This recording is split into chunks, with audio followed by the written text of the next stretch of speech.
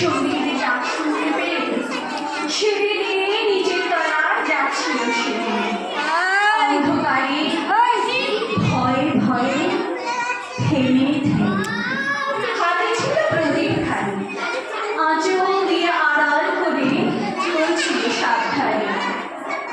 আমি ছিলাম ছাদে, তারায় ভরা চৈত্র মাসের রাতে হঠাৎ করে কান্না শুনে ওঠে দেখতে গেলাম ছবি। সিঁড়ির মধ্যে যেতে যেতে প্রদীপ দাতা নিভে গেছে বাতাসে। সুধাই তারে, কি হয়েছে বামি? সে কেঁদে পড়ে নিজের থেকে, হারিয়ে গেছি আমি।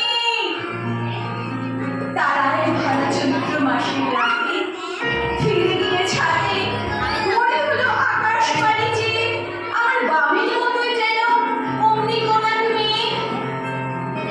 নিলাম বরের আঁচলখানি ঘিরে দীপ শিখাটি বাঁচিয়ে একা চলছে ধীরে